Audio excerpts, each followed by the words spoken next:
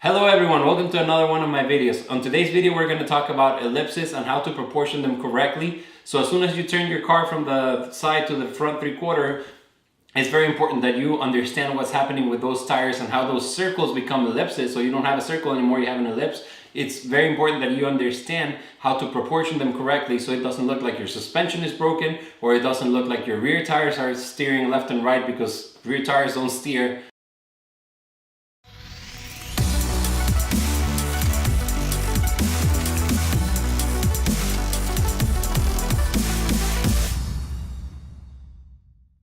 Okay, so if we're talking about circles, why do we measure ellipses in degrees? Because circles are perfectly round. There's not a single corner where you can take a measurement of an angle. So why do they have like degree of angles to understand them? And for that, you have to think not of the front view of the circle, but actually the top view. So if you switch to the top view, you would see that this circle is actually 90 degrees to the camera.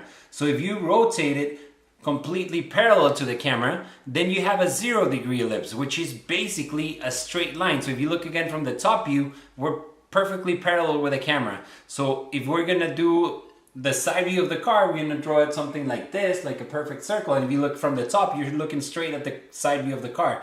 But as soon as we go like rotate the car at that 45 degrees, if you look at the top view, then you have a 45-degree ellipse. So that's why the ellipses are measured in degrees, because you have to think of the top view and how that relates to the view where you're looking at it. Okay, so how does that relate to actual sketching? So let's pretend we're standing right here and we're looking straight at the side view of a car. So with this angle, the tires that we're drawing are actually round, just circles, because tires are round. So if we're going to sketch them at a 90-degree angle, you will have two perfect circles. Okay, so for you to understand, I'm going to put it on the top view, and this is how it would look from the top view. So your tires will be rectangles, because a tire view from the top is a rectangle, and here's the car, so you understand where the tires are placed and what we're looking at. So if I was to draw the angle like a 90 degrees, so you have the tire and it's perpendicular to your view or the camera view, then you have that angle that is 90 degrees. So your ellipse is actually a circle, which is 90 degrees. So what happens then if we're standing and the car is actually at 45-degree angle to us? So the wheels are no longer circles, they would be more of an ellipse. So if we draw the angle, if you see that's the angle of the tire and the direction towards us or the camera, you would see that that steep angle is no longer a 90 degree, but we're looking more at a 45 degree.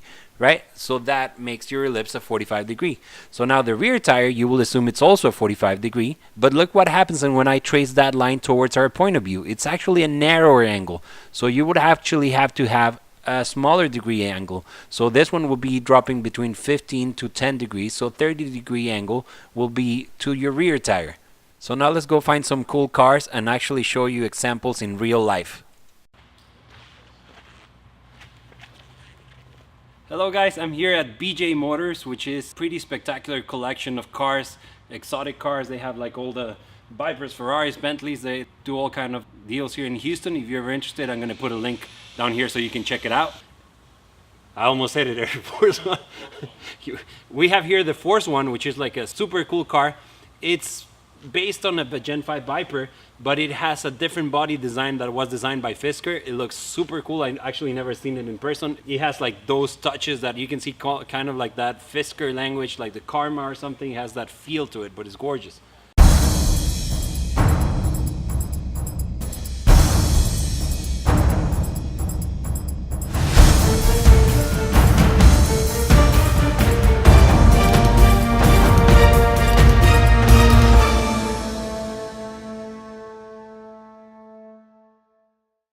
So now we're going to talk about wheels.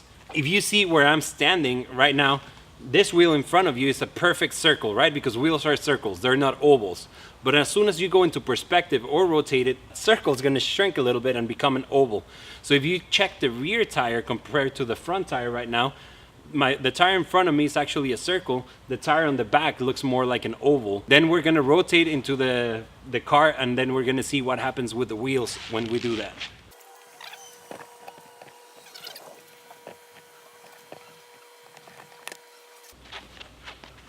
Okay, so now that we move the camera, you can see how the wheels are ovals and This oval is a lot wider than the one up front. The farther it goes away from you, you get more of an angle towards it, so it will have to get narrower.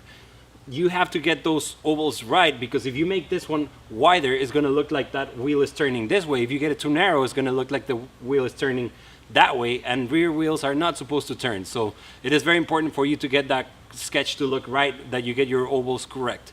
You will have, depending on what angle you're looking at the car, if you're looking at a straight side view, it'll be a 90-degree ellipse. As soon as you rotate it 45 degrees, then you have to reach for your 45-degree ellipse. So basically, this one, which is probably like almost like a 45-degree angle, if you go towards the front tire, you'll have to lose 10 to 15 degrees, so it'll be more like a 30-degree angle. The more you sketch, the more you'll find like that feeling of knowing what size ellipse you're gonna put on it. Okay, so now after I showed you how to do the ellipses, and depending what angle of the car, how to control, like if it's gonna be a 30-degree, 40-degree, and you already understand what that means by saying it's a 90-degree circle basically, or it's a 45, or it's a 10 like this, it's almost like flat line. After that, the next thing is a flat line. So how do you measure those things? Here I have what I use. I have my circles. This is just a circle template. I do big sketches like the ones that you see behind me, and then I also do a smaller scale for depending on the client. So basically I have two sets of ellipses. I would have my small set, which is for my smaller drawings, and I also use it on my big drawings, but I won't use it on the wheels. I would actually use it on the headlights or on a turn light that is towards the side that is round. Any circle that is in perspective, you would use an ellipse guide. So the way ellipse guides come is usually a set like that. Every kind of like plastic sheet has the same degree ellipse. So all these ones are 15-degree ellipse. And then this one ranges from 15, and I have 15, 20, 25, 30, 35, 40, 45, 50, 55, 60. So this one is only from 15 to 60 degrees. And after that, I probably just use a circle. Like I said, every sheet has the same degree. So all these ones are 30 degrees, but bigger diameter or a smaller diameter is circle, which basically you measure the circle from the longest side of the ellipse. And then I have my big set. My big set I use for my bigger sketches, and this one has a bigger range because I have degrees from, I have my first one is like 10 degrees, and then we go all the way to 80. So if I go all the way to 80, look how big these things are. And basically this one's, if you're not paying attention, you would think that these are circles, but this is actually an 80-degree ellipse. Make sure you buy yourself a set, because it's very important if you're going to start cleaning up your sketches. I'll put a link so you can buy these ellipse guides. I bought mine on Amazon. If you can get this ones on Amazon, just make sure you go to your local art store.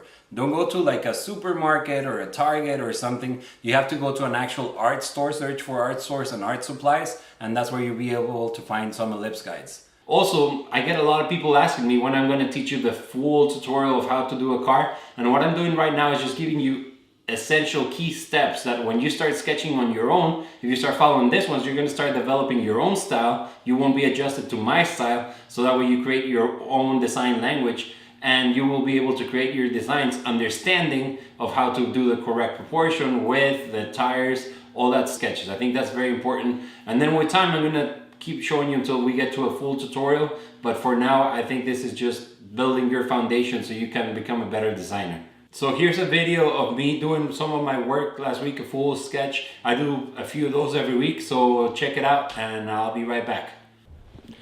Okay, let's see how this looks handheld, but I'm in my studio and I'm working on my favorite part of a sketch. And this is just the part I really like the most. When you're describing the body, you haven't added all the details, but it's all about the surfaces and the metal, which is a big part of car design. It's just a sculpture. So this is what I do every day while I'm not doing the videos. I'm actually sketching for clients, and you can check this guy out. My favorite part of a sketch. I have a super shaky hand, but it just looks shiny, and you can see it looks like the body is floating. I would love to just do a collection of these sketches where there's nothing but the body. It's still pretty loose. It's not like super detailed. That comes later. That really doesn't matter right now. I'm gonna clean it up at the end with a pencil. When I work with a marker, it's like you need glasses, and then when you go with a pencil, you clean it all up. But But I just wanted to share this. Here I got all my markers. There I have my iPad where I put the picture of the car.